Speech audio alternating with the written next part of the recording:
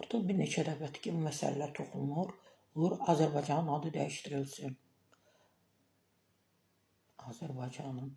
Təbii ki, deputatlardan bir neçəsi bu təklifi verib.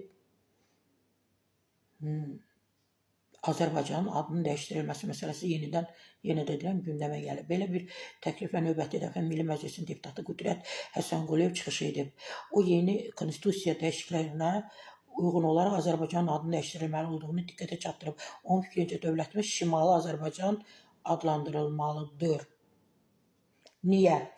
Təbii ki, istinad edirəm konkret nüftə.az xəbər verir ki, mövzu ilə bağlı o da Bakı Post.az götürüb istinad edib. Milli Məclisin deputatı Asim Mollazadə bildirib ki, dövlətimizin adının dəyişdirilməsinə ehtiyac görmür. Buna ehtiyac yoxdur. Azərbaycanın şimalı, cənubu deyil Azərbaycandır. Ona görə də ad dəyişikliyinə ehtiyac görmürəm.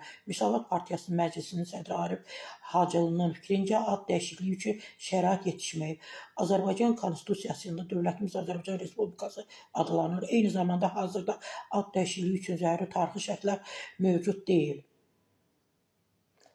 Milli Məclisin deputatı Qüdrət Həsənquliyevin fikrincə yeni konstitusiyaya dəyişikliklərində ilk nəzərdə tutulan məsələ Azərbaycan dövlətinin adının dəyişdirilməsi olmalıdır. O bildirib ki, müstəqil Azərbaycan dövləti bütöv Azərbaycanın cəmi 20%-ni təşkil edir. Bu səbəbdən deputata görə Azərbaycan adını iddia etməyə haqqımız yoxdur. Ölkəmizin adı Şimali Azərbaycan olmalıdır. Bütün dünya bilməlidir ki, Azərbaycan 200 il əvvəl iki imperiya tərəfindən ikiyə bölünüb.